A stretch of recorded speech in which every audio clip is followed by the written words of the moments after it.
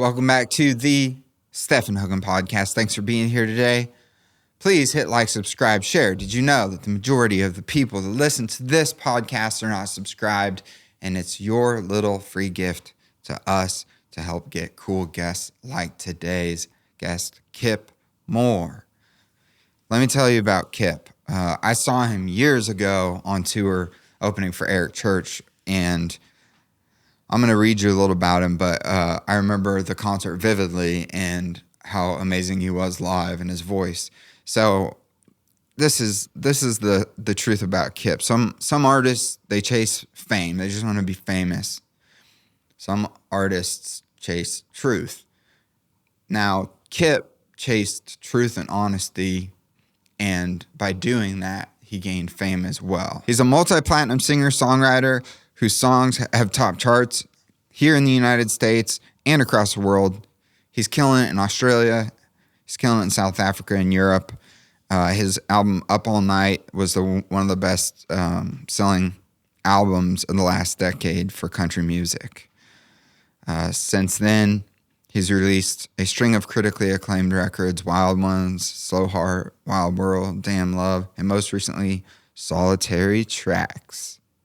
His most personal work to date. The song Solitary Tracks is by far my favorite, by the way.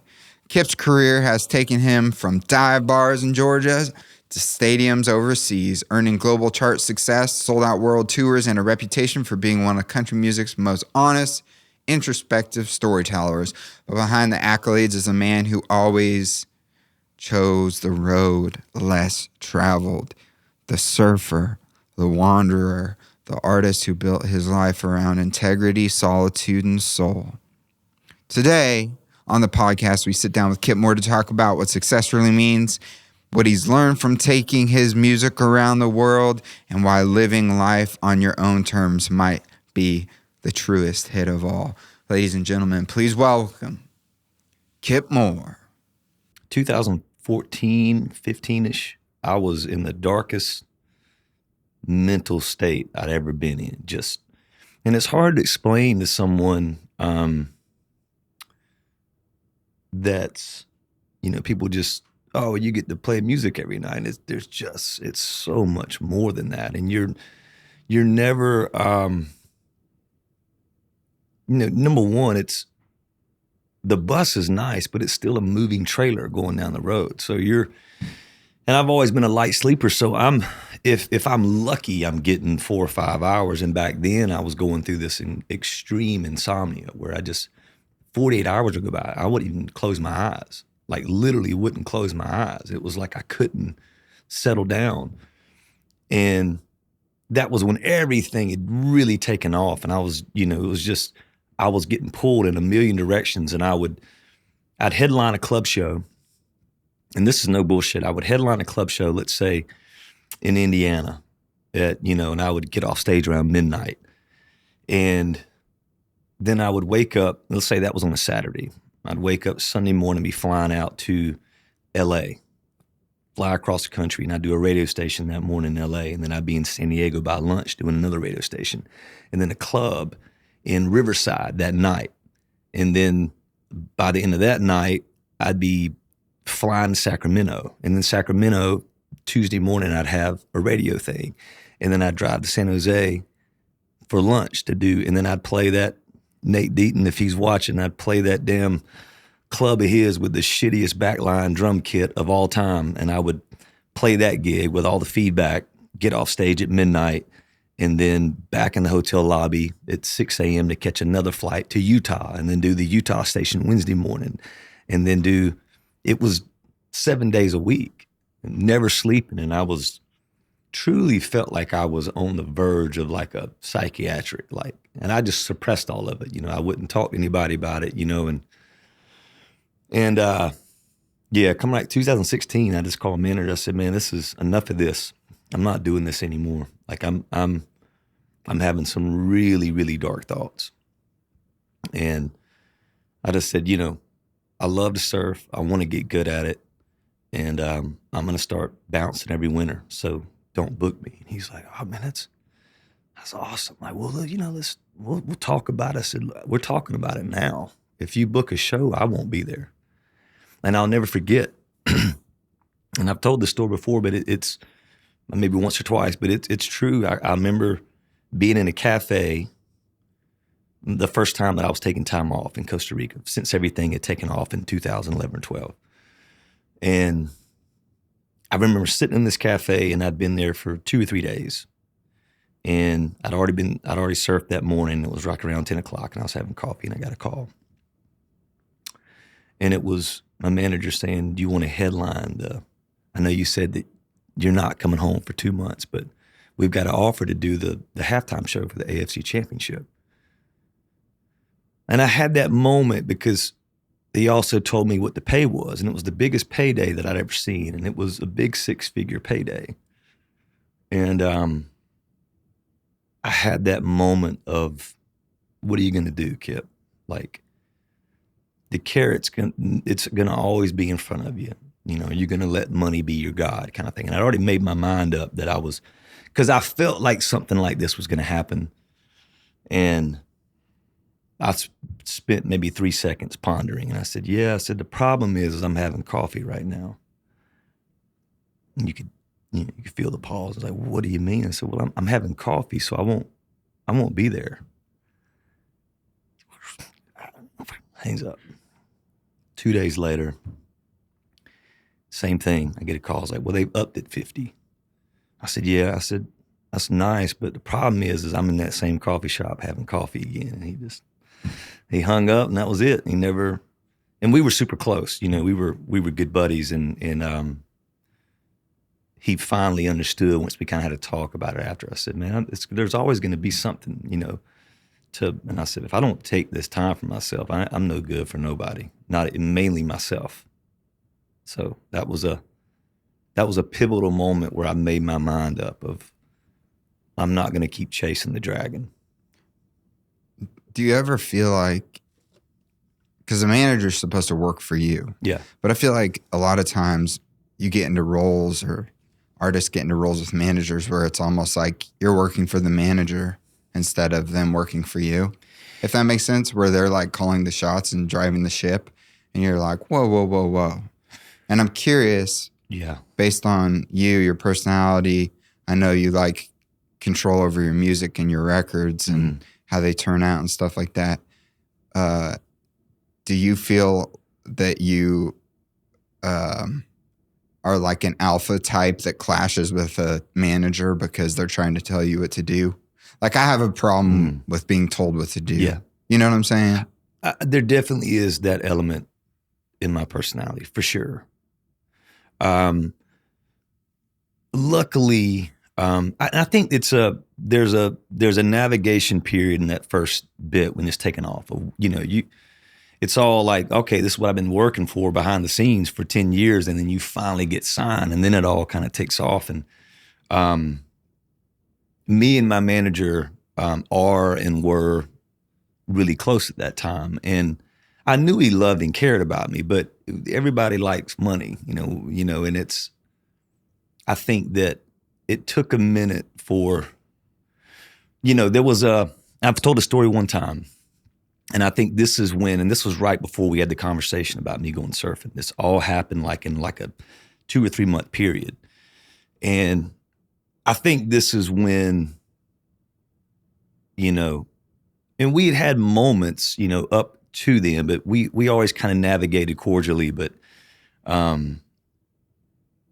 there was a moment where I was asked to go do this thing for a certain major brand. And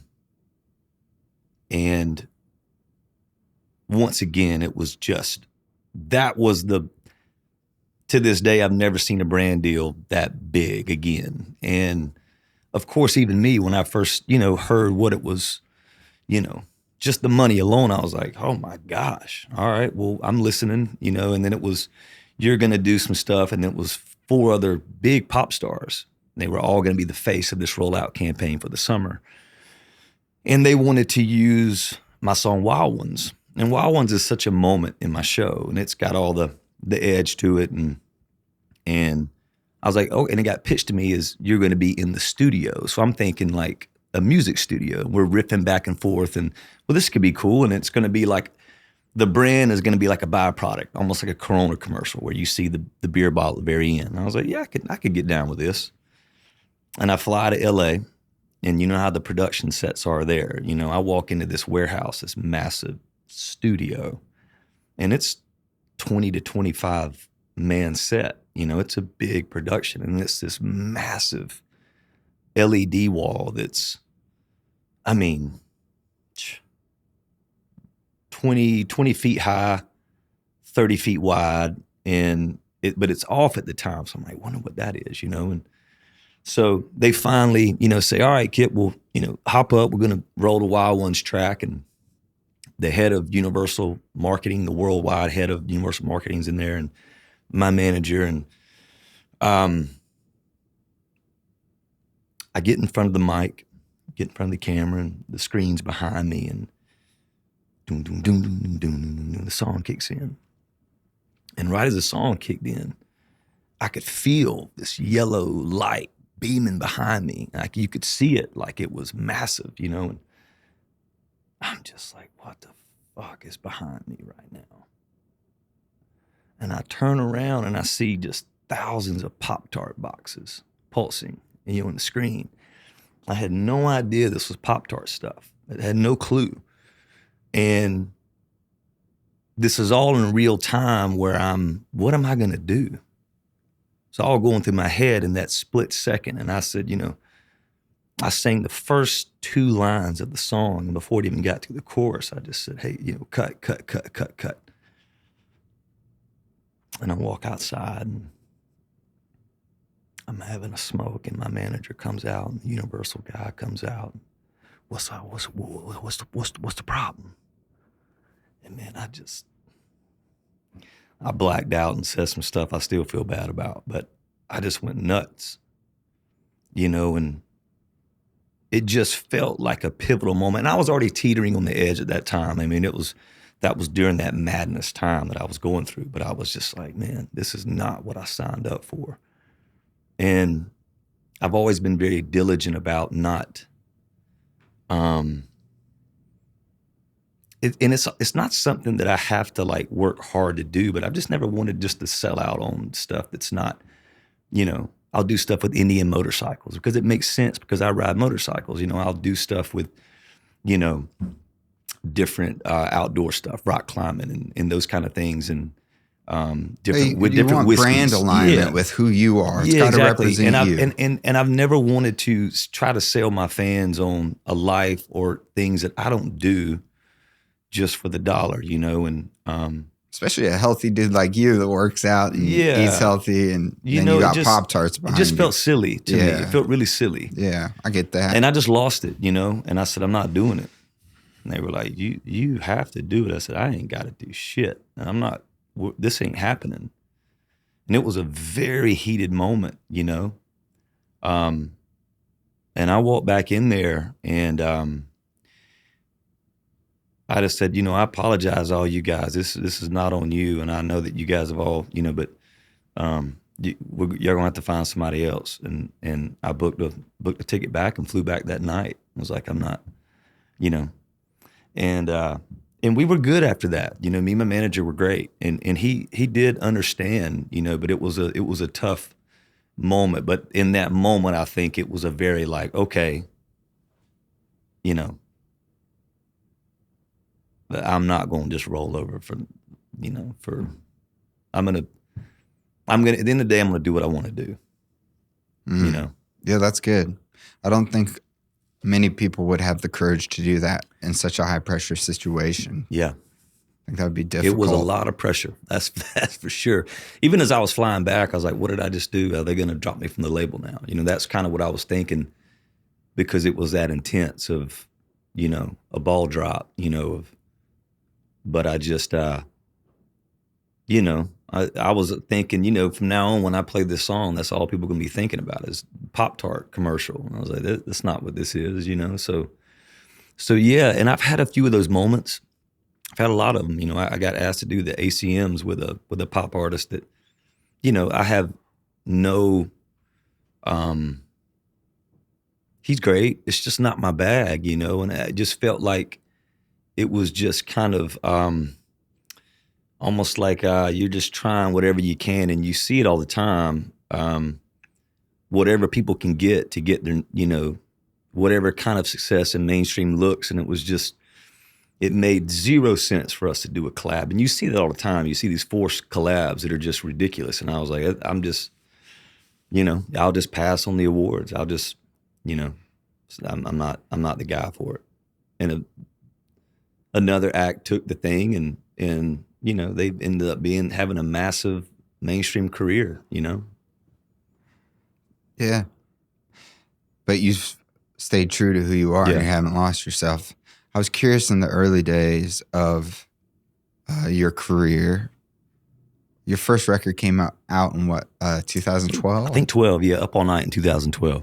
And that really just like exploded. Yeah, in a major way. Yeah, dude. I remember being in Sacramento, and your stuff was on the radio constantly. Mm-hmm.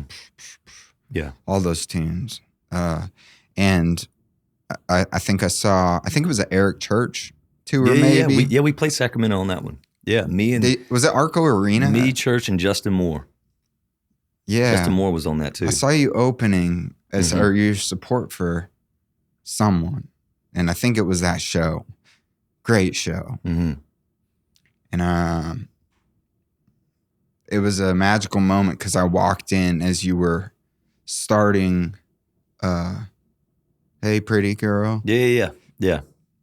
And like the lights were like, I don't know, purple. And Yeah. Like, it was like, yeah. And there was that ambient guitar intro. And Yeah. I was like, oh, whoa, dude. Like, yeah. It was such a magical thing. It was like seeing a baseball stadium for its first time as a kid, cool. like going to see the A's or something. Very cool. But it's interesting because fast forwarding to now, there's been so much time, so much has happened in your life, inevitably, due to age and experience.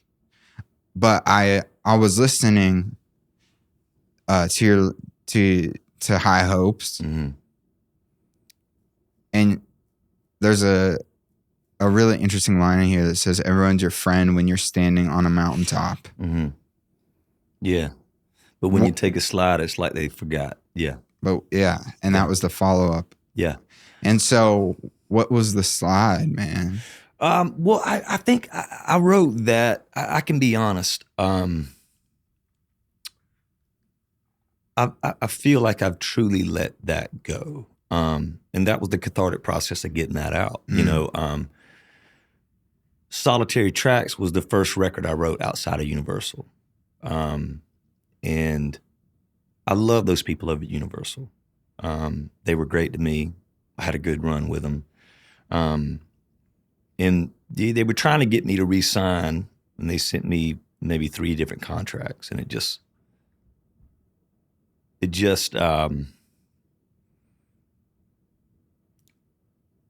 when you're starting out, and you know, I get it.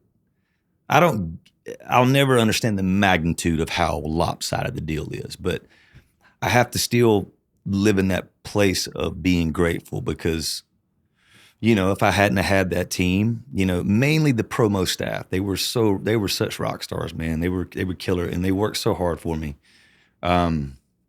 And so I am grateful for them really pushing to get me out there.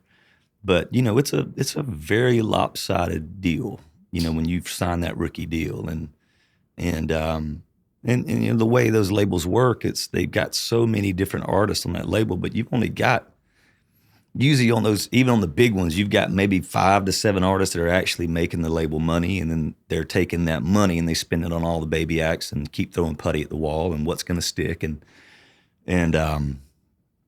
you know, I felt like everybody was kind of with me when we put the frame up of the house, and everybody just left the job site, you know, and well, we got all these other new shiny toys that we're going to focus on, but yet I was still bringing in crazy income from the records I was selling, from the touring they had. You know, just my merch alone, the check I'd write every year was insane. And that was a hard part for me to do, you know.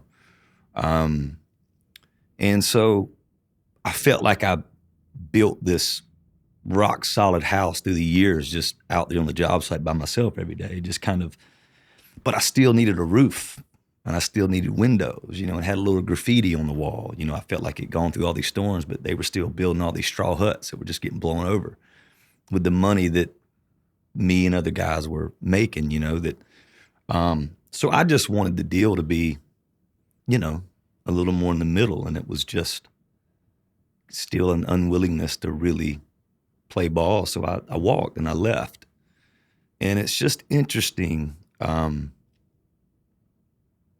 think when I wrote that song, it was more of, I wrote that song sitting on the edge of my porch on the East Coast. And I was looking out the march, and I was just, I think I was in a pissed off state, because I was just, all right, what now, And I'd also just been feeling that people that you thought you actually had real relationships with, you thought there was maybe a little more substance. It kind of seemed like, well, you're not actually on the team anymore, and we're just kind of, that was all.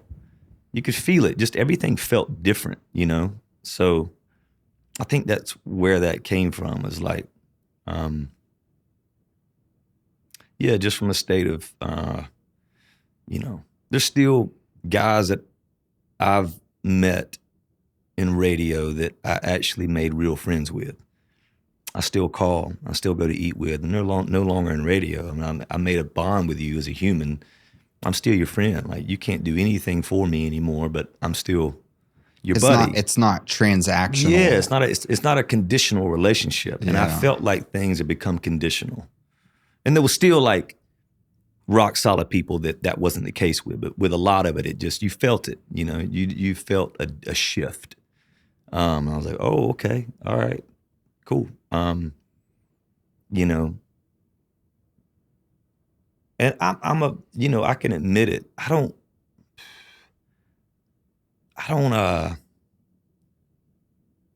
think I spend a lot of time caring what people think about me. I'd be lying if I said when we leave this thing, I hope this guy likes me, and he probably hopes I like him too when we leave. But it's not like, if you don't, cool.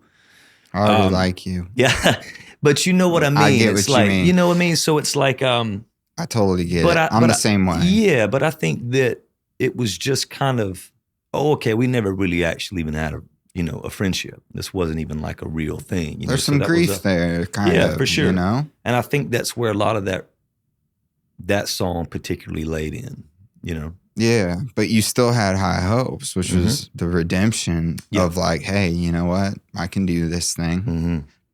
I don't need X, Y, or Z. Yeah. Do you feel like, because I don't know what year that was, but from my research, you are with Virgin. Yeah.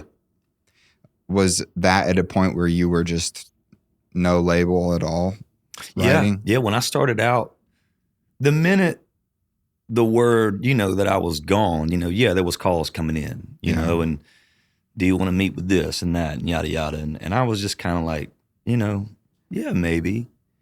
But in the meantime, I'm just going to go in and start tracking. And I was just funding it myself, just going in and tracking, it was a cathartic process, because I've been writing so much music, and I was excited about it, like Solitary Tracks, the song. I was so jazzed to go figure out how to record that, and so I probably cut the first half of the record without a label, and then I met with Virgin and really liked the team a lot, and with everything that's been happening on the massive scale overseas with me, that's what made sense, because they had, foot soldiers all over the place. So their whole goal was to throw gas on the international fire that's already going. Yeah. Which nobody had really talked about much when I was at MCA. It was just all about American radio, and that was it. Beyond that, it was just, well, what's the plan, So that was kind of why I went that route. Yeah. And for people that don't know about that, it's, from what I'm understanding, like Australia, South Africa. Yeah, and all over Europe, all over England. Yeah, can you kind of expound upon that? Because I think in the music world, we think really compartmentally, like by markets. Yeah. Or even just stateside and or whatever it is, United States. Yeah. But then I'm like, there's a whole world of people and a whole bunch of radio stations and XYZ that have never heard the music. Yeah. And so you've kind of had an interesting journey in that, like you're having this crazy success overseas. Yeah. And I'm interested in what that's like and kind of how that happened. And was it your doing or just God's doing? Well, I'll say this. I mean, I've always been a believer, and I don't shy away from these kind of things. And I feel like everything in my life has been a divine intervention. I put in the work, and I do my thing, and I work tirelessly. But I think everything is, a blessing from God. So for me, it does. And it even feels more like that when I really start to think about what's happening. What is happening? Yeah. I mean, it's besides South Africa, we can just do Australia and like Europe and England. And it's not like they have tons of major radio stations that are playing, music. And like in Europe, I'm not getting played anywhere. This has all been, even like with my agent Nigel, who's a massive international agent, he's like, this is one of the first times I think I've ever seen such a grassroots build that's gone into this size. Like we're selling out arenas in Australia and massive rooms in Europe and in England, and where it's just been, we started out in little clubs, and every time we go back, and most of these markets, I've never been played on any radio station. It's just the show is, I know how good the show is. Like, I believe we work really hard at our show, and we work really hard as a band. But I think we're lighting people on fire to where it was just a word of mouth. Even when we played, we recently played Sweden for the first time, and we sold out both nights. And the owner of the club ended up coming in on Saturday nights. He's like, I just want you to know that I ain't come in to watch a show in a long time. He says, this is all anybody's talking about since I woke up this morning was the show last night. And so he came in after the show on Saturday and was just like, I don't even know what I just saw. I've never seen this room have that much energy, because he said these people are normally really mild. But so he's already trying to get me back this year coming up to do the room that's 3 times as big as that one. So, but I think that's what was happening with us, was just a word of mouth, and then we come back and it'd be 1,000 more, then 1,000 more, then 1,000 more. We kept nurturing it. We kept going back. Was it just from like streaming or? Well, I think it was the show, but we would see a crazy uptick the minute the show was over. We'd see for the next month that everyone in that area is just streaming the music like crazy. And telling their friends. Yes, exactly. So South Africa, though, was more of, this is really wild. I told this to Tracy, and South Africa was a thing where, coming out of COVID, like 2021ish, late 2021, my manager calls me and says, we got something really wild happening in South Africa. He said, your streaming numbers are nuts. I said, really? Because I'd never played in South Africa, so. So I just said, well, that's cool, and just went on about my business, and he circles back months later, now we're into 2022, and he says, man, there's something really happening. You're almost streaming as much as you are in the States and South Africa right now. So I'm like, I wonder what this could be.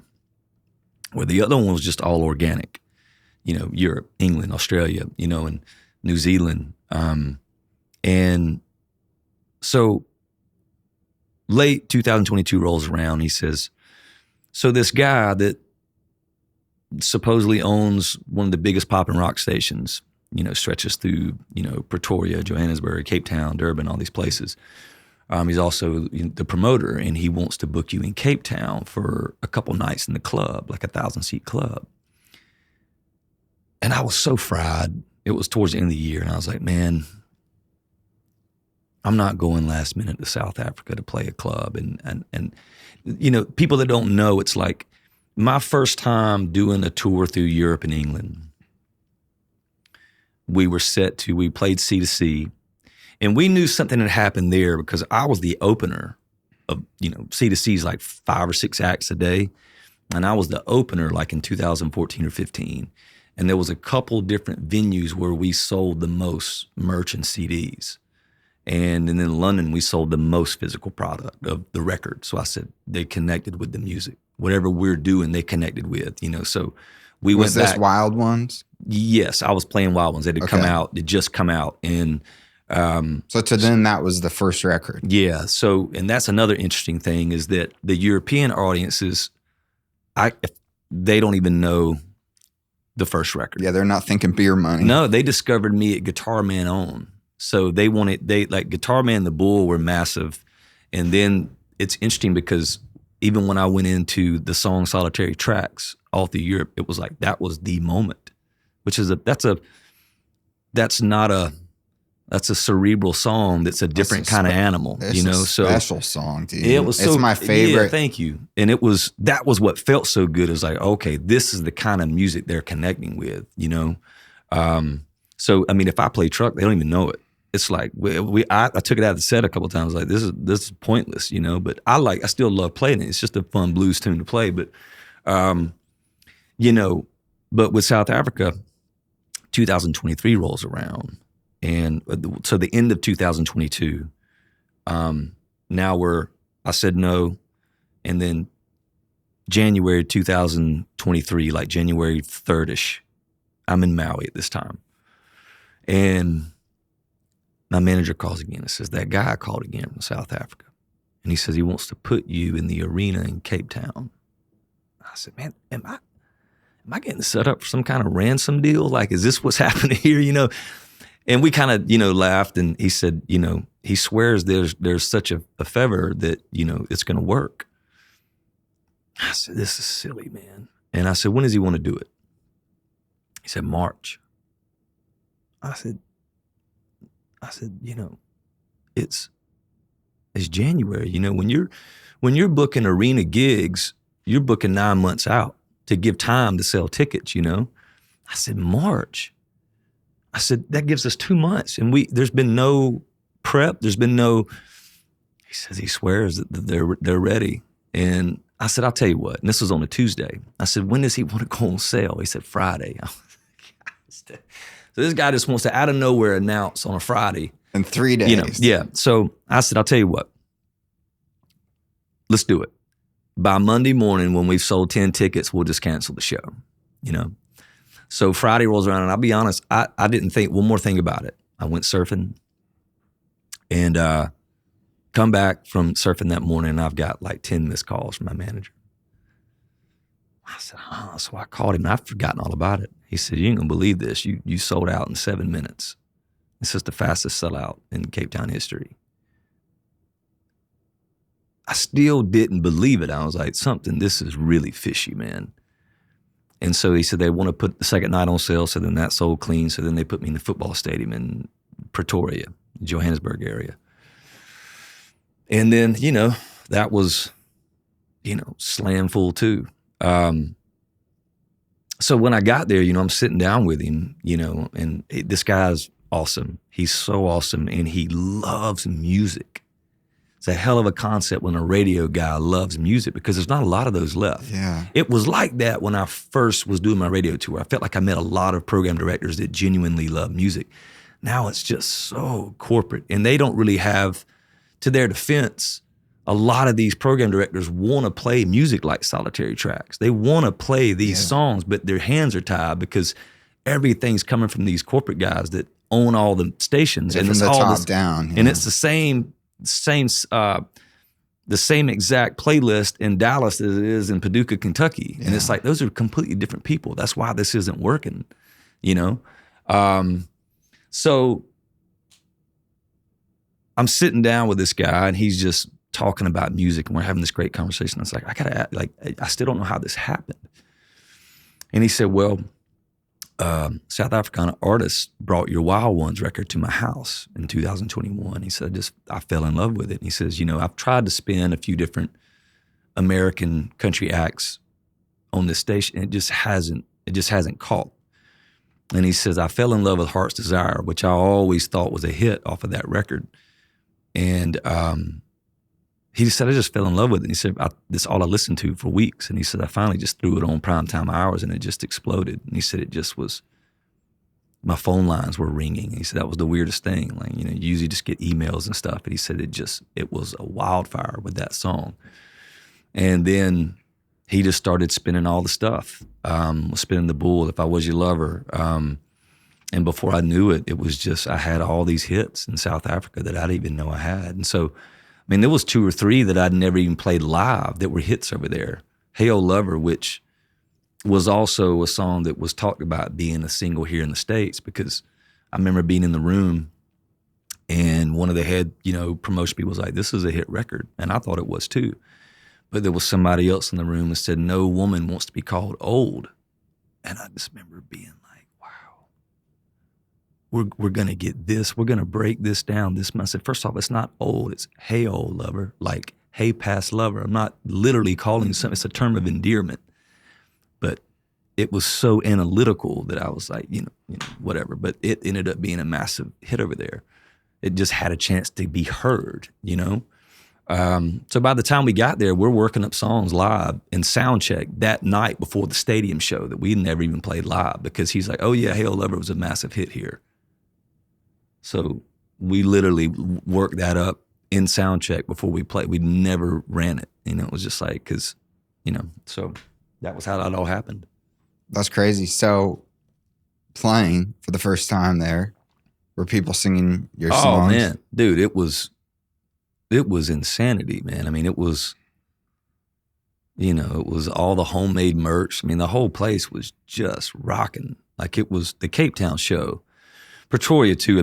Sometimes with a football stadium, it's really hard to know what's really, you can see, the first 100 yards and it was pumping, but you can't really feel but man, that arena, it was jumping. And, yeah, I would hit the opening bar of even If I Was Your Lover, dun, dun, dun, dun. That's all it was. First bar, and it was like the whole place just went bananas. And I was like, this is awesome. 'Cause I've always loved that song, And it's wild because we saw even how much that song streamed, and it still didn't get a chance for. And I'm watching these songs that are going #1 that aren't streaming even close, and it's just a weird thing to wrap your head around, but it got a chance to get played over there, and it was what I thought it was, Do you think there's something to be said for the, I think you used the word cerebral, tendency of people maybe that live in other places that are dissecting songs and actually really appreciating the lyric? Yeah, for sure, especially in Europe. South African fans are really into melody, super into melody. And I love that because I'm always so hyper-focused on melody. But like in bars in Europe, I go into a bar in the States after a show and people are great. But it's just different. When I'm in Europe, England, in these pubs, they want to start breaking down the lyrics with me in songs, What were you thinking with this line and this line? And they're very much, man, I've seen it. I've seen it like at C2C where there's some of the massive artists that they do love, but they make up their mind. I feel like in the States, a lot of times, sometimes it feels like government psyops. It feels like we're just going to force this guy down your throat for the next 2 years. And then everybody's going, okay, cool, this is cool. But is it? It's where I've seen it over there. Like I've seen some of these big dogs. I've seen a whole arena during C2C file out during a massive act and then just come back for the next. I've seen it, you know, like they make up their own mind. They're not, just because you tell them that this is the popular act here, they might like it, but it's very clear that they're going to make up their own mind. Where I feel like a lot of times in the States, we just kind of jump on board with whatever's kind of, well, this is the hot thing right now, so we all got to kind of like it. You know, and sometimes it's cool. You know, sometimes those acts are doing cool stuff, you know, but sometimes it's not. You know, and music is subjective. That's another thing. You know, I'm not here to, you know, but sometimes I guess I just get a little frustrated when I say that. Like sometimes it just feels like this homogenized factory line of you know, stuff that feels so inorganic, and I can't quite wrap my head around it sometimes. Like. But at the same time, it's to each its own. You know, I know that, but I do love that about those fans over there is that they're the ultimate A&R. Yeah. They make up their own. They make their own judgments on the music they want to listen to. Yeah, because those wouldn't be spun here because they're probably left of center or whatever data. Because everything's so, as you said, homogenized. Yeah. And I see it all the time, as do you, I'm sure. Living in that, for me, you know, being here in Nashville, it's like very interesting how everybody kind of goes a direction when something's working, and then a direction flips and they go with that and they sign a bunch of people like that. And maybe it's always been that way. Maybe it was that way in the 90s. Maybe it was that way. But the people we remember are the unique ones. Yeah. Or like Kip Moore. You have a voice like nobody else. That's the voice I want to hear. It's not the voice that sounds like every other dude singing country music. I want to hear the voice that has a distinct tone about it, you know? Like it's like an instrument. Yeah. You know, and so that's something that I've always appreciated about you and your music, because you can hear two words of your voice and know, oh, that's a Kip Moore tune. That. You know what I'm saying? So I think there's that factor that you have going for you as well.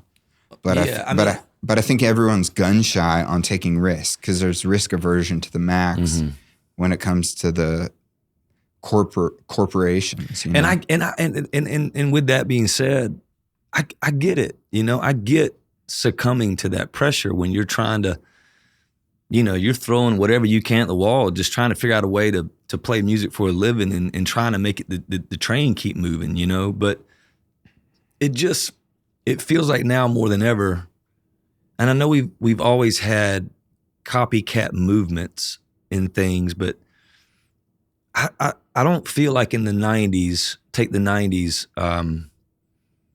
when Tom Petty was king, all right, he was just all over the radio, and it was rad music, you know, but if there would have been somebody to come along that sounded identical to Tom Petty, it wouldn't have worked. Like, there was people maybe kind of copying a little bit of a sound, but we're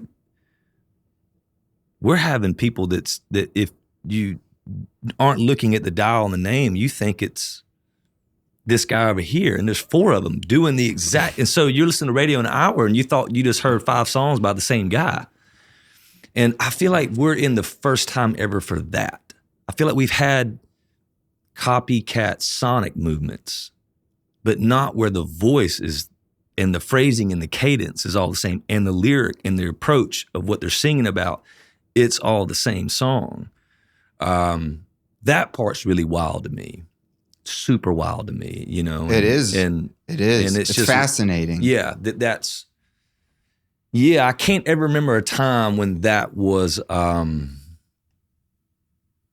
remember when Pearl Jam was massive and Eddie Vedder's voice was so distinct, and then Creed came along, and then there was but that was one band, one guy that was kind of close, and it was like that was talked about so much, you know. Yeah, but all those 90s bands, like imagine Smashing Pumpkins trying to sound break right now. You know, it's yeah. Yeah. It's interesting. It's just such an interesting way that the market has changed musically, because it has turned into it's always been a business. It's been about money, generating revenue. Labels are in the business of revenue generation. I mean, ultimately, people move to Nashville because they want to make music, and make a living doing it. But I feel like it's an interesting kind of juxtaposition to art when you look back at the people we remember, or like you said, Petty, or like a Bob Dylan, and they had voices that would never fly on The Voice or American Idol. Their lyrics were abstract and poetic a lot of the time. Dylan more so. Yeah. And I mean, the bands we remember are the ones that all sounded so unique. Yeah. So. And I think they're like evergreen. Yeah. Are there evergreen artists now? Yeah. Like I think about this. I think that there's a lot of people doing really cool stuff to this day. I just think that, I haven't been played on radio in 6-7 years, I would say. In the States. Yeah. But I think that a large part of that problem right now is that when we're talking about the times of, your Springsteen, your Petty, your Dylan, your, Eagles, your George Strait, even though radio was still a business, they still had freedom.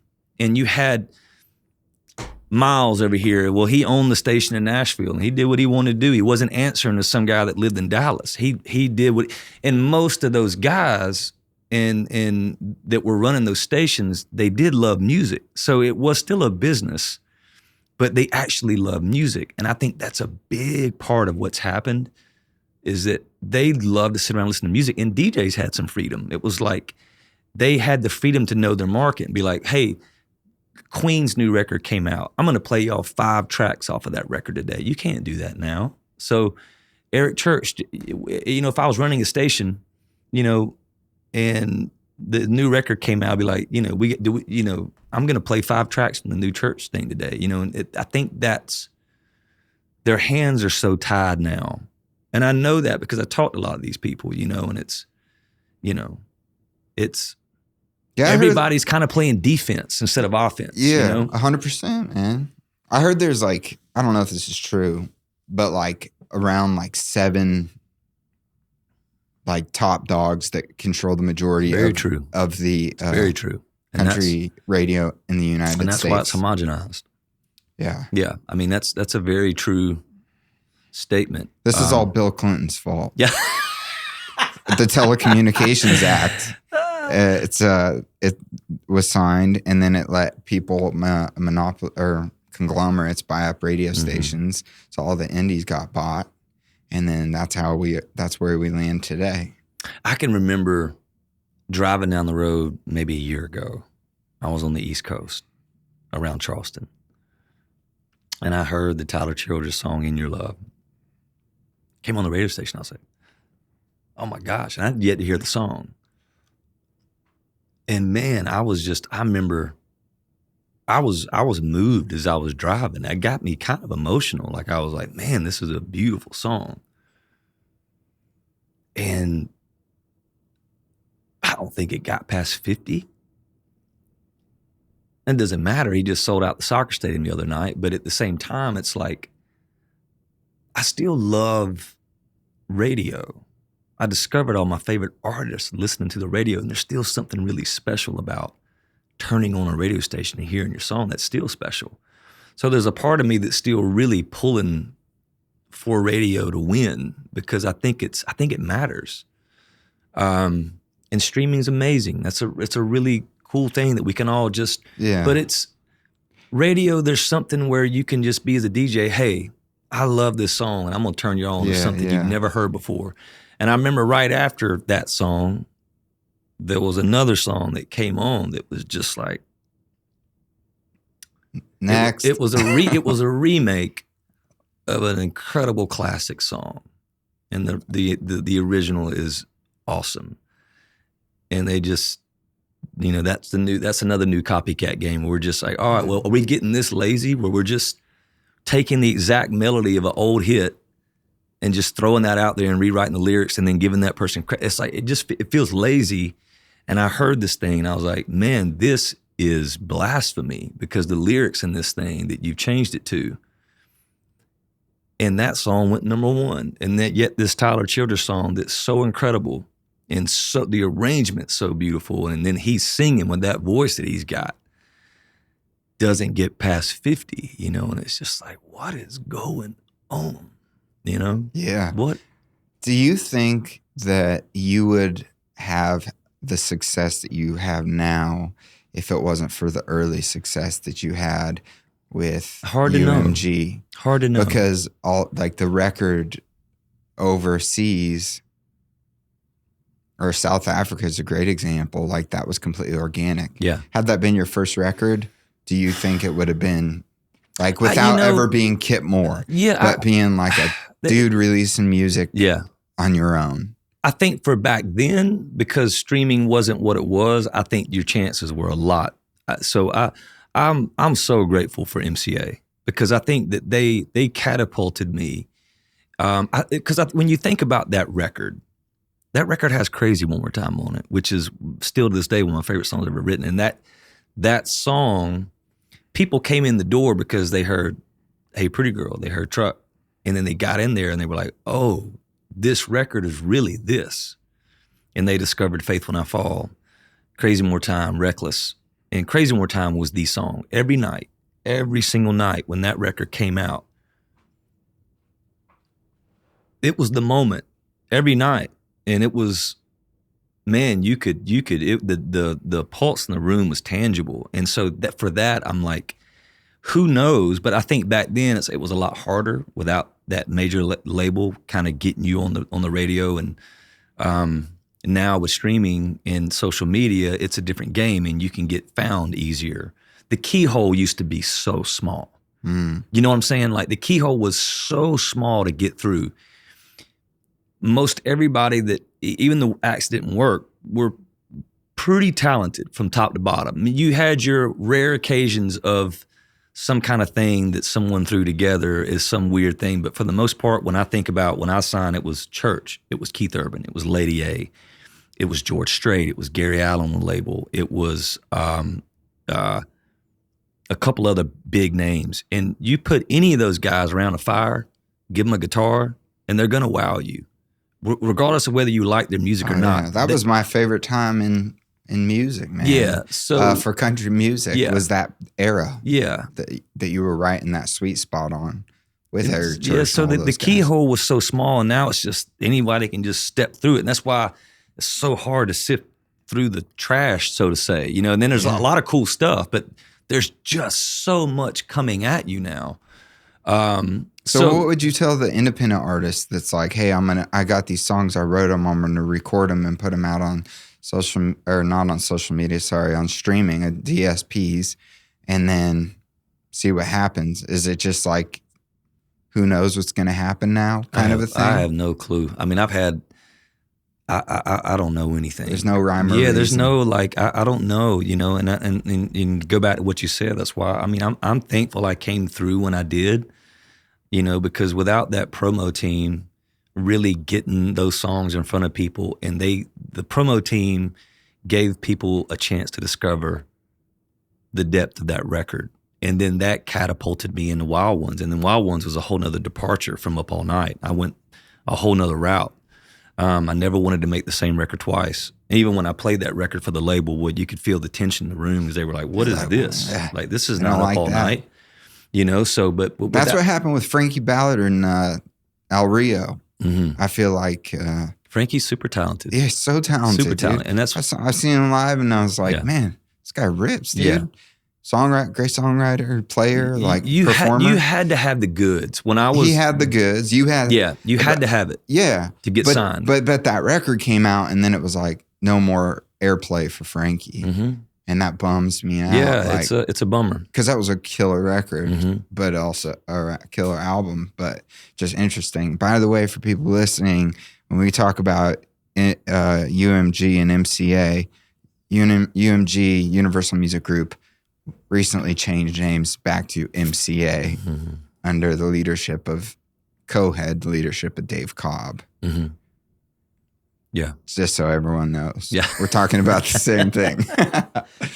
Because that's so confusing. Mm-hmm. Now getting these emails from MCA, but the email addresses are still at like Universal Music Group. Because they get like the PR people, you know. Have you ever heard of a men's clothier? I hadn't until recently. And it's basically a cool way to say a men's clothing shop. My friend Stephanie opened a store called Simon Says. It's in Nashville. If you go to simonsaysnashville.com or you look up Simon Says Nashville, it's a men's clothing store. It's not one of these like 25% men's stuff, 75% women's stuff thing. This is all for the dudes, and they supply the wardrobes for the podcast. And they have the coolest denim collection. A lot of their stuff's made in the United States. They have 11 brands that you can't get in any other place in Nashville, and it's just stacked. They're constantly getting in a crazy amount of inventory. They also have a cool dude in there named Jacob who makes hats out of not wool, but like rabbit fur and stuff. And they cost around the same as other competition like Wrestler Hat Co. So go check them out. Tell them Stephan sent you, and get yourself a cool denim shirt and a cool hat, because their hats are badass. All right, now back to Kip. You know, something you asked me 30 seconds ago, I just kind of, when you were like, what would you tell? I have no advice, but I will say this, and I think this is, we see a lot of people chasing the biggest seller in our format right now. I'll just name it, Morgan Wallen. And those are my words. By the time you catch him, yeah, you might have a couple little things happen because that sound is still going. But Morgan's going to always be able to sell tickets because he started that thing. So he can walk away for 10 years and he does it really well. Yeah, he's great. But you're not going to do it as well as him. It's going to be a knockoff version, and it's going to be a fleeting. From my history watching this thing happen, I watched it with Florida Georgia Line. It was everyone was trying to be Florida Georgia Line for a minute.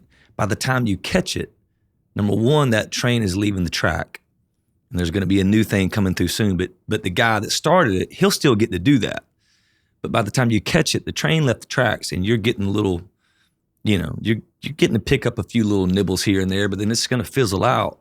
And so I would say that, you know, listen to records that inspire you, but it has to be honest for you, because I feel like, yes, you can fool fans, yes, but eventually they sniff you out.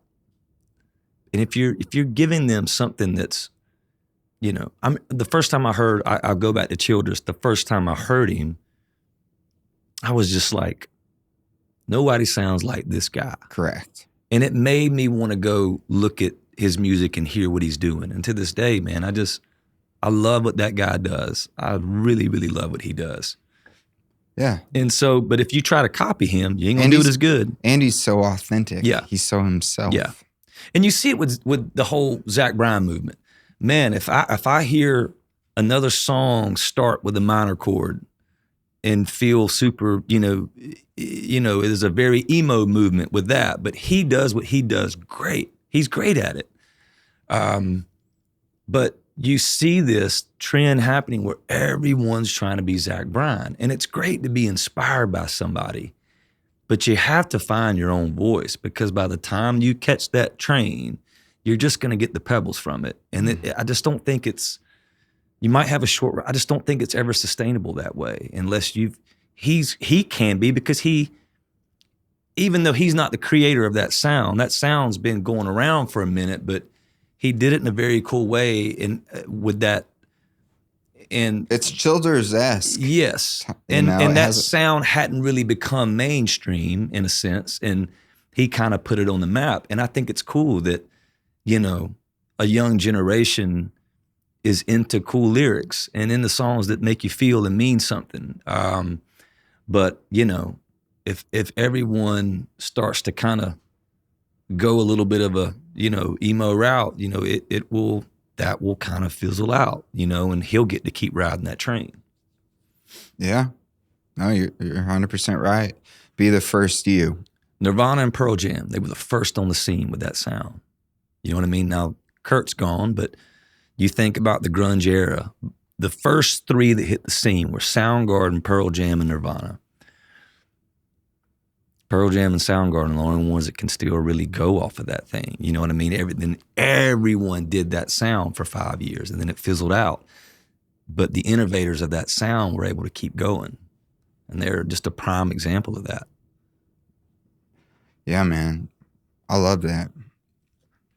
I have a question. You there's some things I heard, but you seem to have a significant curiosity about you. And one of the things that it's something I think is cool and that I respect, and I know it because of listening to some stuff about you, but you studying surfers, just watching them. Yeah. You playing a show and going out and watching the opening or going out and watching the headliner or watching the opener and studying. Yeah. Like, you're a reader. Are you a Rick Rubin fan? I wouldn't say a fan, like but I mean, philosophically on some of his stuff. Yeah. Okay. Yeah. Just curious. Yeah. But like you read. Yeah. So how has that impacted you? Do you feel like as a human being in this space, in this world, in this business, in terms of just being a curious person that I feel like has,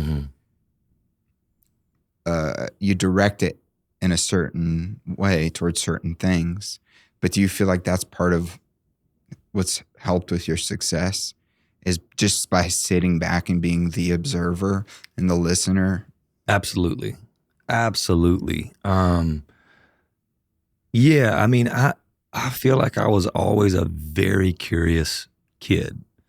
And I never want to lose that. I mean, I'm to this day, man. I mean, I just started watching Anthony Bourdain a year ago, and I just finally finished the last episode. I'm just going to run it back. But that's what I loved about him, is how curious he was. And I see a lot of myself a lot in the way he is on the show. And, but yeah, I'm always trying to engage my mind and break down what I'm seeing and what I'm feeling. And I spend a lot of time in solitude, which I think is important for any kind of learning and growth.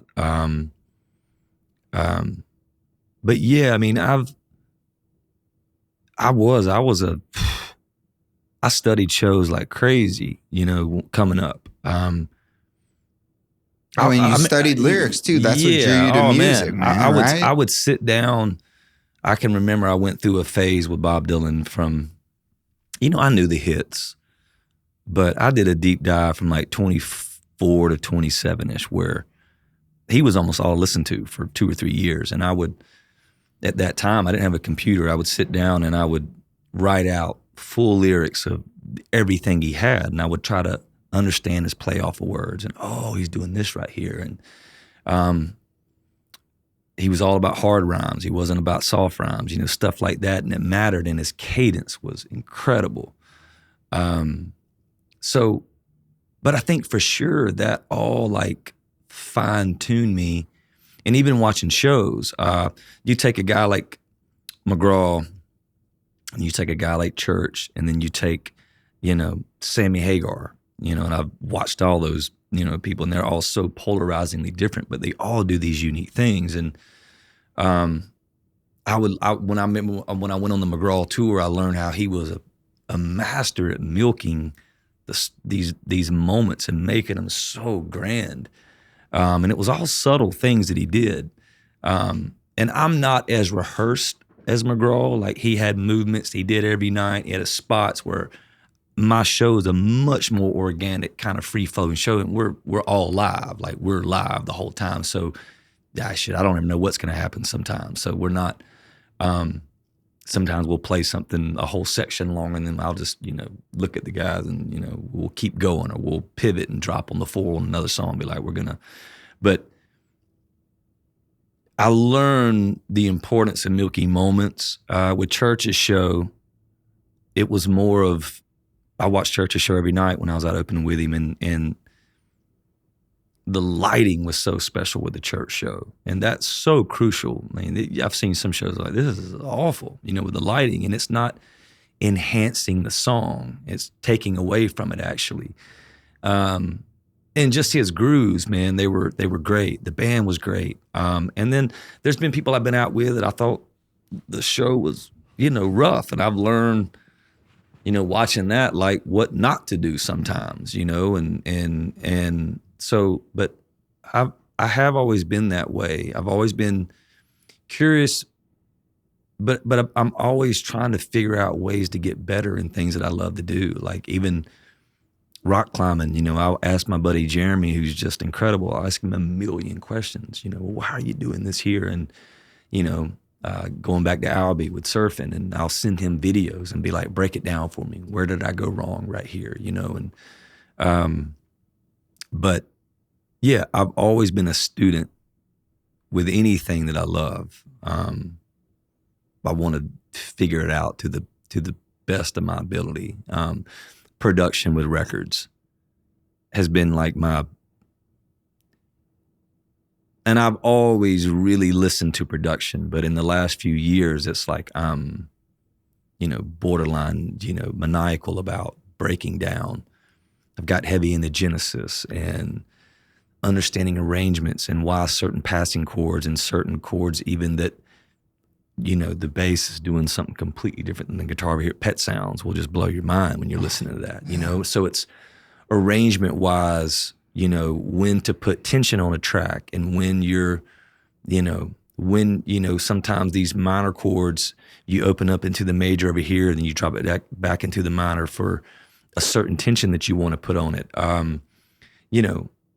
All those things matter when you're trying to make a record, and then sonically trying to figure out how to make things work. I used to, when I would make records, be like, well, I love this, I'm playing this heavy baritone thing here, and then I would have another standard tune guitar that I would also play a heavy riff with. So now I got two heavy riffs that are competing with each other. And at the time, I didn't know why I was muddying the waters.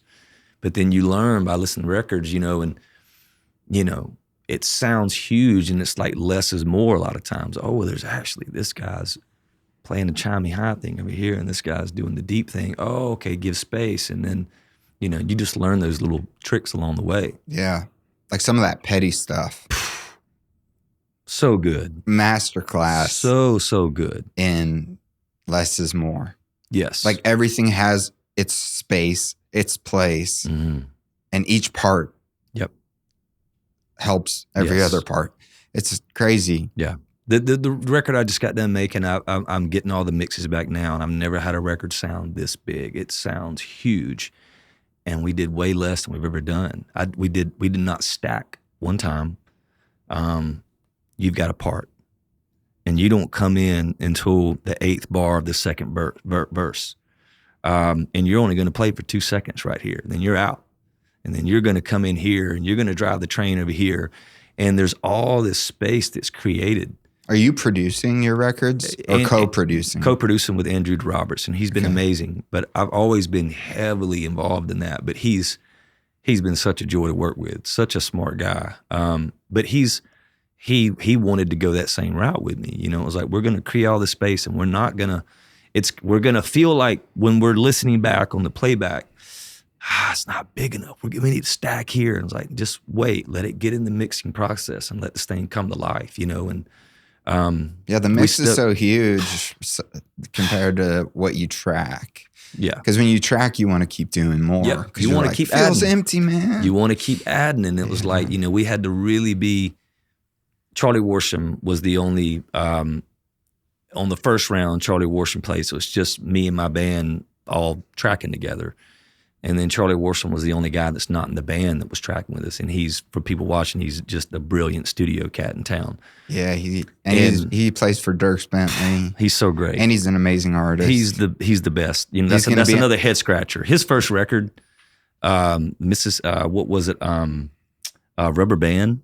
If anybody's watching this, pull up Charlie Worsham. The record is called Rubber Band, and go listen to Mississippi in July. He's just a freak talent. He really is. I'm going to have him. I just texted him. He's going to be on the podcast. Oh, he's so great. And he's just the best human. I really love that guy. But even he told me after that first session, he's like, it's been a long, long time since I've been a part of a session that had so much restraint. And it was such a joy to be a part of, you know? I love that. And Charlie loves you have to, and he's a trip, you know, because he just loves to play. So he's like, well, let me try this. I said, Charlie, put the fucking guitar down. You put one thing on there, we're not doing anything else, you know? And then we had Nathan Duggar in the second session, and he's killer. And were you doing these live, like recording sections live? It's all like it's old school way recording. That's what I'm into, where we rehearsed these songs so much on the road and sound check. So many of them I wrote on the road, and like a lot of the songs I wrote with different players in the band, which, you know, in Nashville doesn't happen. You know, I'd be like, they know I've encouraged them through the years to be like, you guys are all crazy talented. You might not have a lot of time in a writer's room, and that part of your craft, you spend all your time working on your instrument, you know, but I want to hear, and I said this years ago to him, like, I want to hear y'all come to sound check every day with a new riff. Just come in and let's all jam. And sometimes we're in sound check for 4 hours, just jamming like a band, you know, and that's what you get into. It's like some Prince stuff, man. Yeah, I mean, we would jam, and we would work through, you know, the songs that we were writing. And the next day we're building this, and sometimes it's just Hank's riff, and then I'll go write the lyric, and then sometimes it's Dave's riff, and I'll go write the lyric, and we'll work on the arrangement, and then sometimes it's a whole band song. But there's a lot of that on this record. But we rehearsed, and then by the time we got in that studio, it was just like, boom, you know, 2 or 3 takes, and it's over. But it's all just one take. Yeah. You know, so it's all the but there's that glue. Yeah, yeah. And that's how all those records that we listen back to that we were referencing, the Petty stuff or whoever, insert artist, they were alive. There's a human emotive experience that happens in that, where now, you know, you're just kind of building instrument by instrument in a room with just a computer, and you can make great sounding stuff, but there's something... It's a little more sterile. Yeah, there's something that almost feels AI-ish about it. You know what I mean? It doesn't feel like a living and breathing live band. I mean, we're even in live shows, I mean, we're still using amps, which is we're like a dinosaur. I mean, it's all Frackles now and digital, where we still have the amps on stage, you know. So other bands and other artists will come, you know, where we're a festival or whatever, we're like, damn, y'all got amps on. You can hear, like, there's actually volume on the stage where you can watch side stage and feel like you're still a part of the show. Where, you know what I mean? You go to a show now, if it's all digital, all you hear is the cymbals, and there's no amps on stage. So the only thing you hear if you're standing side stage watching most artists now is all you hear is the cymbals, and that's it. Yeah, yeah. It's kind of pointless to be side stage and watch some of these bands you love, because there's no actual air being pushed on the stage. Are you, I'm getting the vibe that you're kind of track free. Yeah. Yeah. We've got, for the most part. I would say, click yes, I would imagine. Click 50% of the time. Okay. So there's 50% of the time we're just free flowing. Oh, that's cool. Where, you know, we'll jump into a song where I've got this on the set, and I'm like, scratch that, just another girl on the one, you know, and then we'll just slam into it. And then sometimes it's quick, sometimes it's mid, sometimes it's, you know, I would say that during our set, there's maybe 2 or 3 songs that you might hear a keys pad, and then Will's just going to do the piano on that one or something. But it's ever so subtle. There's never more than one thing running through a track, and that's, I can think of 2 to 3 songs max that you're going to have that with. And Well, there's some sounds you just can't make live too. Yeah. Depending on the production. Yeah. But we never use a drum pad or anything. It's all live drums. Every song's live drums. 98% of our show was 100% live, where it's... I feel like I see like the authentic side of like music growing in that a little bit, and a lot more people like abandoning the Ableton sessions. I knew it would go away from that at some point. It got so where I'd go out front and be like, this whole show is a track. The entire show is a track. It's a space bar, and then this concert starts and ends. Yeah, I would say that 50% is we've got a click running. 50% is no click, and I would say, there's 2 songs that I can think of that we've got a pad going. I have a question about Solitary Tracks, the actual song. So Solitary Tracks is, I'm assuming because you're a great songwriter, it's a double entendre. Yeah. I mean, when you wrote it, did you think of it as that, or was it just like the wolf thing? Like, I'm curious. When I wrote it, once again, was at the time that I left the label. And I was set to write the next day with Brett James, who recently passed, who's one of my closest friends ever, and Dan Couch. And I hadn't written with either one of those guys in a while. And I've been writing so much by myself for the last 2 years. And then I wrote a little bit with Luke Preston, and then I was writing some with Andrew DeRoberts, but I'd kind of just been writing on my own for the last couple of years. And I'd at least get a song halfway done, and I'd call Luke or call Andrew or, and I was writing with Brett again, who I hadn't written with in years. And the night before I came home, and I just was like, with different things going on in my life and the world, and how mad I felt like the world was. And I just remember being like, I think I was born on a different planet, and someone dropped me off here at one point. I'm not supposed to be here.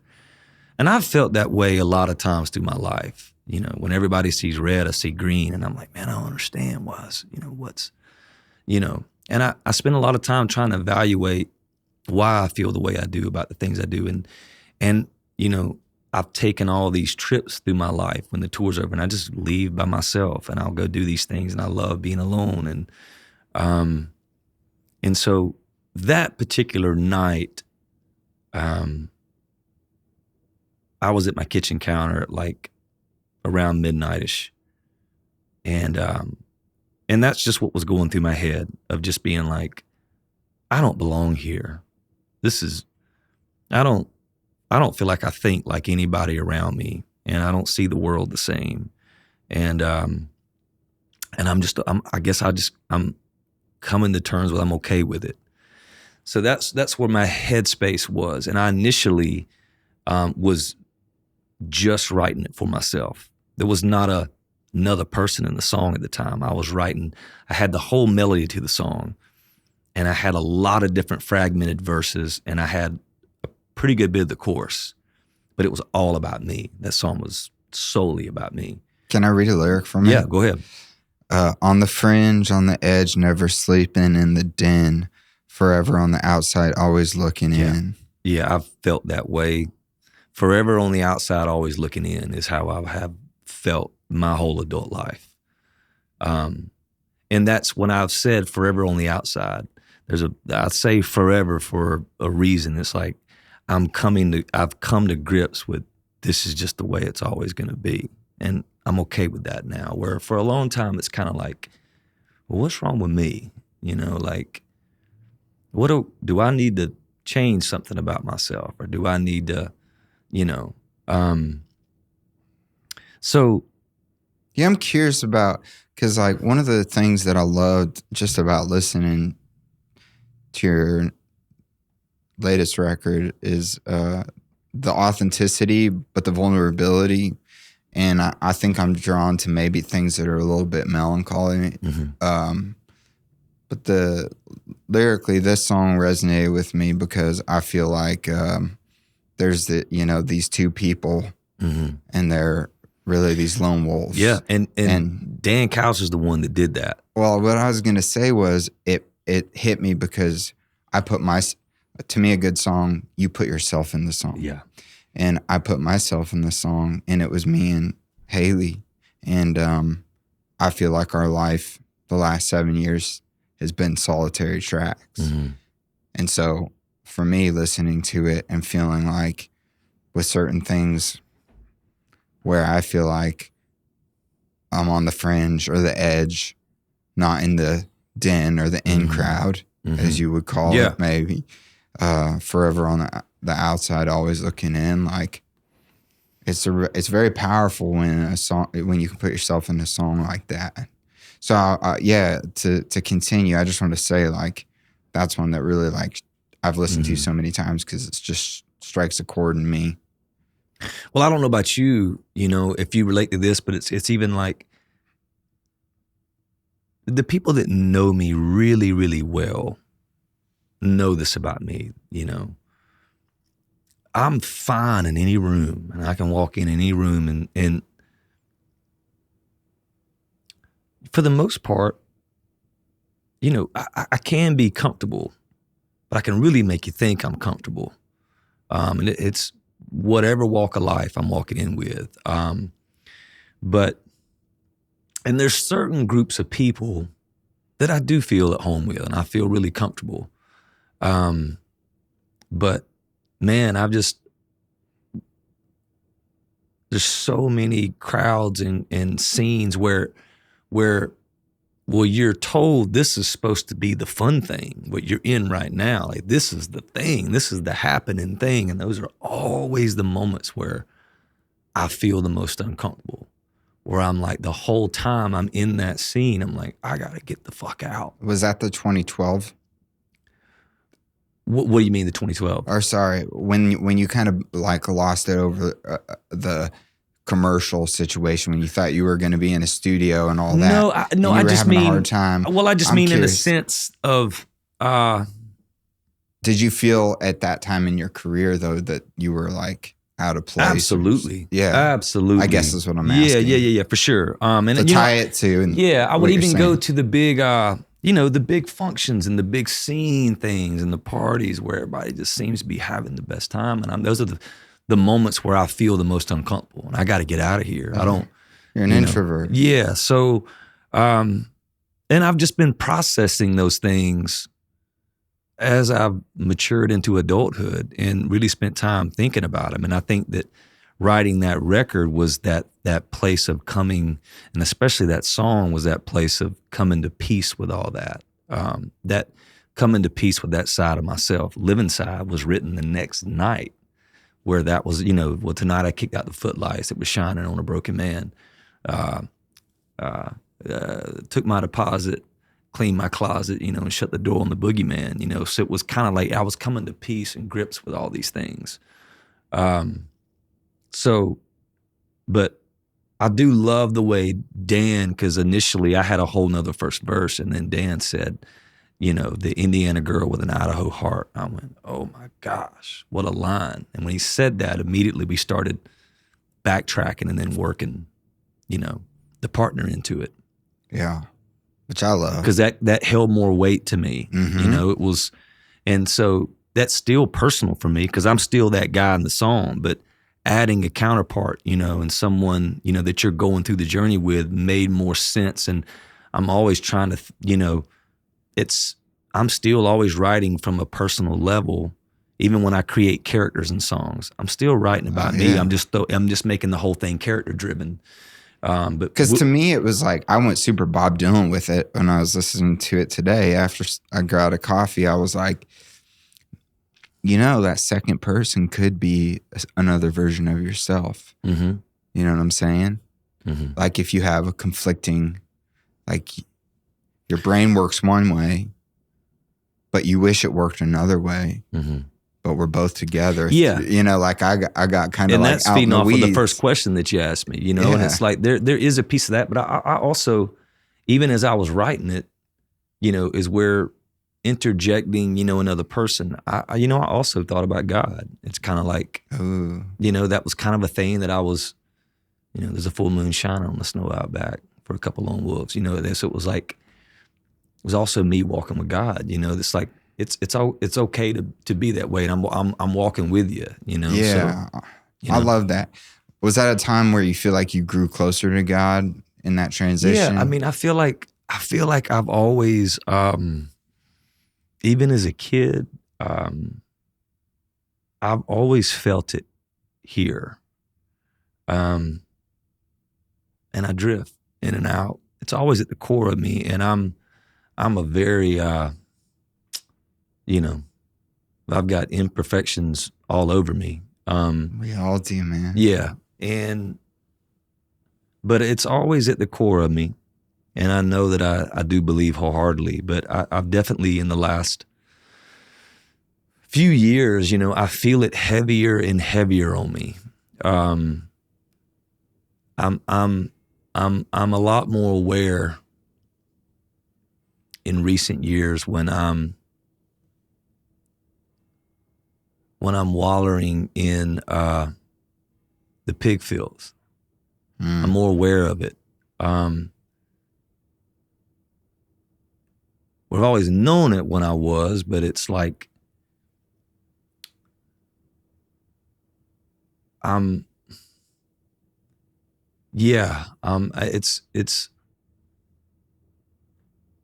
it's a more intense feeling than it's ever been when I'm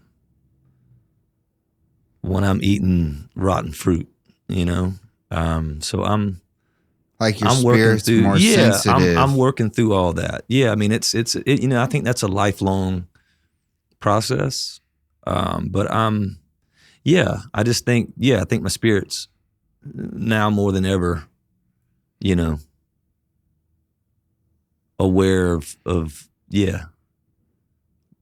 when my soul's bad. I got you. One of the things that I think that we're terrible at is feeling like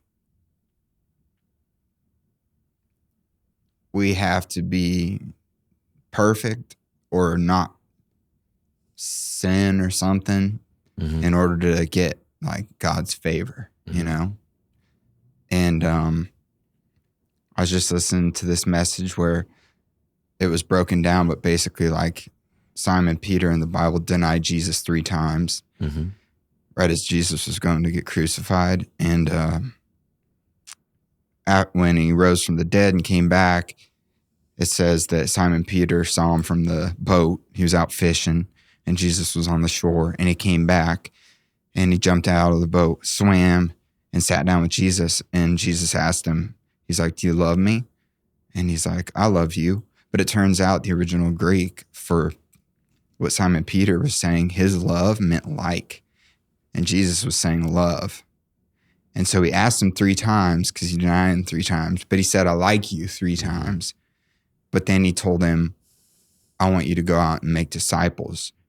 So it was like, you might like me, and that's enough for God to work with.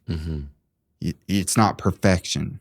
He's like, "All right, Peter, you like me, you don't love me, that's enough." And I thought that was really cool, man, because I mean, we can all like be our own worst enemy and critic and all that, But one of the things it's your tattoo is Psalm 40, 1 and 2, right? I was going to read it because I don't know if I've ever read it, and I read it today, and I think it's really great and encouraging. "I waited patiently for the Lord, and he reached down to me and heard my cry.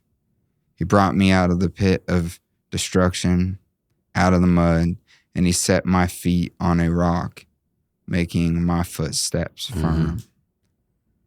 In order to get that tattooed on your arm, what inspired you to do that? Man, it was when I first moved to town, and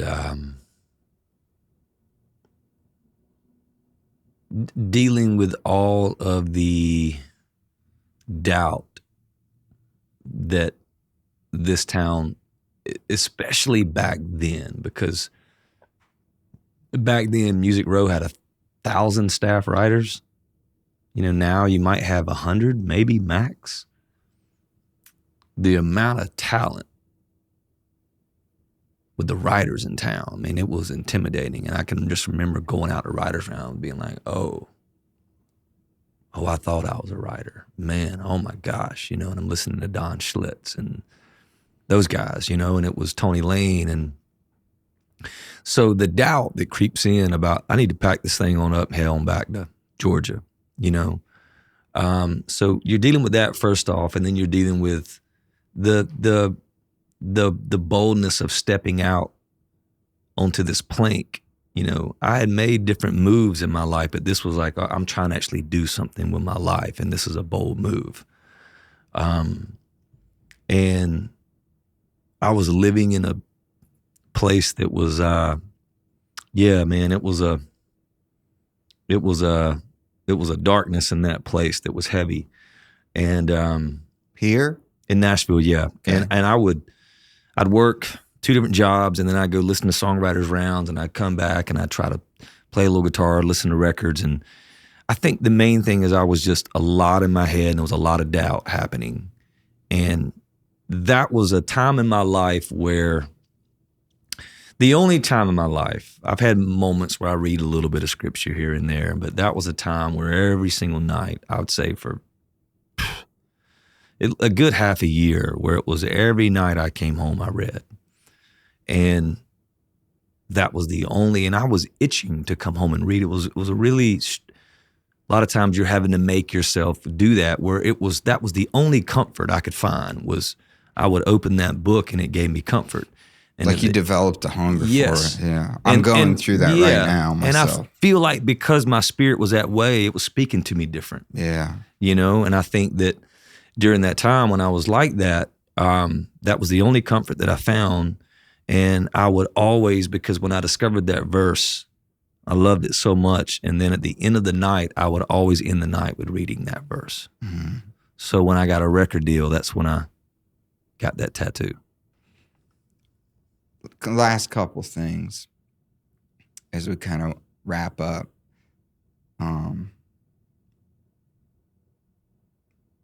I struggle with the pressure to be on social media, mm-hmm.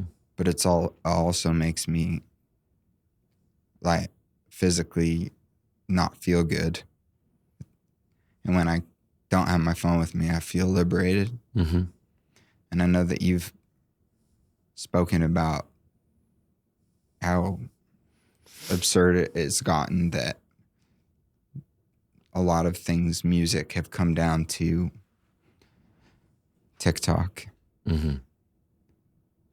And I'm curious if you think it's a necessary evil, or you think that for the person that wants to pave their own path, they can do it without having to play the game. And instead of making videos of themselves, they're working on their craft. It's one of those things where I don't know if I have an answer to that. I know that I don't have an answer to that. I'm glad that I'm not coming through right now. Would you make it if you were coming through? No, because I just don't think I could. I don't think that's in me to play that game. I just don't think that. I think that some people are really natural at it. And I could make videos just playing songs, but I couldn't do the aspect of doing whatever it takes to get people to click on your page. I can sit and play a guitar in front of a camera. Kanan Smith's like this also. Yeah. I just kind of said the same thing. I just really, I would really, really struggle coming through now with labels constantly breathing down your neck to make content. Because they really don't want to do a lot of lifting, all my friends that have gotten signed, it's been like the label's telling them, yo, you need to post more. Yeah. Yeah, it's just, it doesn't feel like there's a lot of creativity happening when I think about that end of things. And I think about, songs of mine that ended up being really big. I mean, you think about, I don't know, had someone not taken a chance with Hey Pretty Girl, would it have just blown up with me playing a version of that on TikTok, and would it have gone viral, me just sitting and playing it? I don't know, and that is the beauty. And when I go back to the power of radio, getting it in front of a lot of people. But I think there's everybody just looking for a viral moment. I think the thing that bums me out the most, and this is why I would have such a hard time with it, is that everything now feels so desperate. It feels like I'm so desperate for you to like me and like what I'm doing, and there's no mystery in anything.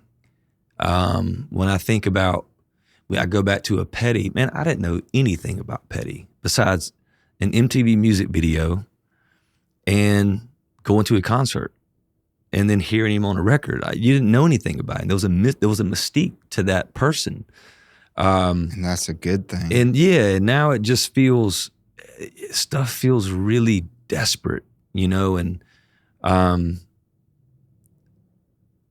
so I don't know. I don't know what the answer to that would be as far as, I don't sit around making TikTok videos, but I don't blame anybody that does. And I understand people are just trying to figure out a way to make something happen. I just wish that that things felt a little more about it's for the love of music, and it doesn't feel that way. It just feels like how do I get famous? It feels like that more than ever. And it feels like that with everything. How do I develop a brand to be famous? And I just feel like that's a dangerous slope for even you, speaking on your 2-year-old outside, like what are they aspiring to be? It's like you're just aspiring to be a famous influencer. Well, what does that mean? What do you want to do? Like, what does that entail? Where there's a lot of great things with, phones and I guess TikTok, I guess there is. But it just feels like a slippery slope of self-worth that a lot of people are going to run into the wall with. Well, and we see the data, the receipts, Mm-hmm. with teens. Yeah. And mental health. Yeah. I mean, yeah. And it's going to get worse with AI. There's a podcast diary of a CEO, and this guy had on a couple like really smart psychiatrists and that have done a lot of research, and they were showing some like AI, like the sexy AI girl that I guess Elon Musk had developed for some AI thing he put out. And it was like, you give a like young boy this, like it's going to like your dopaminergic system's going to get really jacked up really fast. And it trips me out about that, having a 2.5-year-old. But we also like are non-screen people. We don't give them an iPad or do anything like that, which is harder, but it's not something I want him to grow up to aspire to be an influencer. Yeah. I want to raise him how I was raised, outside, riding a bike. Yeah. Hearing my mom call me, "Dinner's ready." Yeah. Skin in my knees. He's got little scabs all over him from wrecking on his bike. It's how I like it, man. Yeah. But I do feel you that it's interesting. There's a desperation. I've never heard it put that way, and that's the best way you could put it, is it's desperate. Everyone's trying to get attention, and that's the commodity.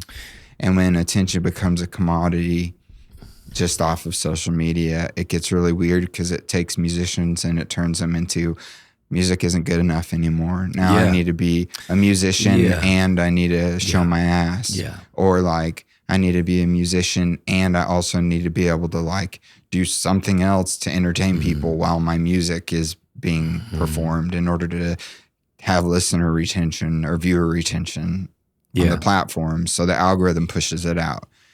Yeah. It's a weird way to think, man. But I kind of appreciate your candor about it, I guess, because I think it's important to have the conversation, you know, and maybe even say, hey, not everybody has to do this.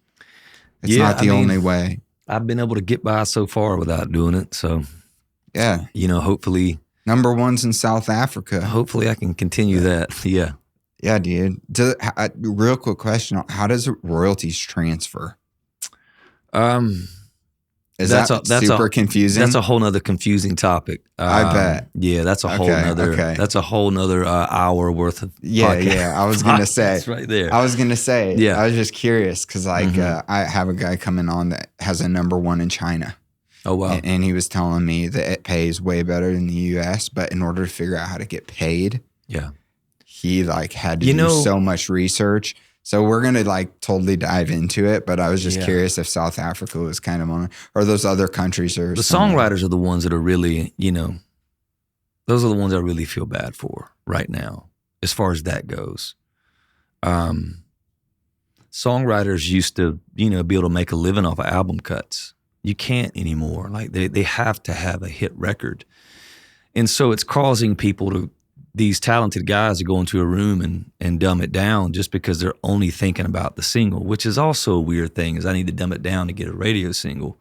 It's a strange concept to think about. But I know because I talk to all these guys and they tell you, you know, it's like, well, I need to sing another song about, you know, going to a bar and getting whiskey and being mad that we're running into each other and we can't get over each other, and let's do this song for the 30,000th time here. I've got an idea though. I tried it once. I'm going to try it in a different way. The last time I tried it, I was hoping other artists would get on board. And maybe they will this time, but I've got something up my sleeve that I'm planning for this record. I'm going to try my best to subsidize these writers. I think about when I was just a staff writer for 4 years. And I remember my first salary was, I think, $26,000 a year. I don't think it's changed. But I was, and a lot of guys are still getting that same deal. But I was so happy that I got to just go in and write music, and I slept at the publishing house. I slept on the couch, and I just wake up the next morning and do it all over. And I was stoked.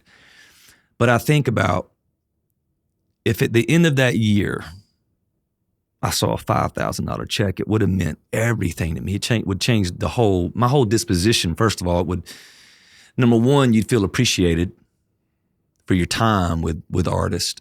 And number two, it'd help you pay some bills. And I have an idea, and I will be rolling that out next year, like of something that hasn't been done, and because the splits, it's such a sad thing. It's such a sad thing. How greedy people in power can be, and that's never going to change. It's not like by me saying this, I'm going to touch their heart. Because they do not care. And the powers that be are trying to squeeze as much as they can to get in their pockets, you know, and you think about the creators are the last people that are making anything. So I think about guys like Luke Preston that came in with me and worked tirelessly on songs. And if he doesn't have a radio single on this record, you know, even if it's streaming like crazy, he's still making peanuts. Mm-hmm. And that's a sad thing. And what's in turn going to happen is your creators are going to die on the vine. So your the very people that are providing that living for all these wealthy people that are making all the cash that aren't a part of any part of the process of that song, you're going to choke them all out, and you're not going to have, the talented guys doing that, because who's going to want to go be a songwriter if there can't be a living to be made for it? So I'm going to try to figure out a way to start cutting these guys in on a pay it's not a one-time payment, on these songs, where they can, if they were a part of that song for the rest of the days where that song is getting streamed, I'm going to be the payout, I like that. So one of the things Vince Gill told me was at breakfast once was, every time I did good, my band did good. Mm-hmm. And all his stuff was all handshake deals. Mm-hmm. Yeah. I always thought that was really cool, that when he was doing good as an artist, mm-hmm. he wanted to do things to help out those around him. Yeah. And so I think that's a really cool. I'm excited to hear about that idea. Yeah. And you mentioned the album coming up. So if you want to give me the down low on that, I'd love to hear I mean, it's I don't know what you can say. I just finished, and it's coming. I mean, it's not coming this year, but it's finished. And this is the first time that I've ever made a record where I feel whole when it's done. I've never felt whole in ever making a record. I've always felt like I missed some spots. I've always been hard on myself, but I've always felt like I could have done this better. I could have sonically done this better. That song's not as strong as I thought it was. I've never made a record that felt so stacked in every element, and I didn't miss it. I didn't go in the room and miss it in the recording process. I didn't miss it in the writing process. It was as good as I had at that particular time in my life, and this is the first time I felt that way. Like if you died right now, it's the best I could do at this time in my life. You'd be like this. Yeah, this I'm work okay I have with no regrets about. No regrets, and I have regrets on every record. As far as, I don't know if regrets is the right word, but I know that I could have done better. And this is it's the curse of the creative. Yeah, man. And this is the first time that I've felt whole with something, and that's a different feeling for me. Almost like I'm like, should I feel this way? I've never had a feeling like I have right now of knowing what I'm sitting on that nobody knows about yet. That's exciting. Yeah. I was just sent over a track right before this, so I'm going to listen to it later. Okay. I don't know what they sent you. I don't know either. Yeah. But I'm excited to listen to it.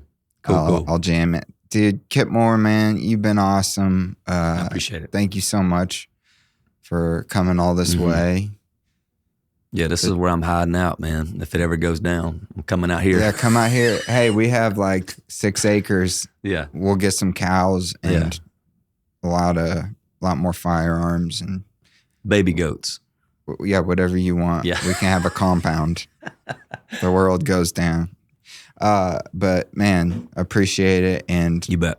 For people that are not fans of Kip Moore, you will instantly become a fan when you hear his voice. And he's everywhere online. If you look up KIPMOORE. And man, appreciate it. You bet, Thank man. you. Cheers. And that's a wrap with Kip Moore. Kip, thanks for being here. Super honest, open, cool dude. Just rad. We were chilling before the podcast started and talking about things, and he just seems to be so down to earth. He's not like a dude chasing material possessions, and he's not. It's so interesting when you find people like that aren't motivated by fame, but are motivated just by the pure love of something. So if you're out there and you are someone that loves something, keep chasing that. Keep chasing your dream, working hard, showing up, and it's going to pay off. Have a great week, and I'll see you next time.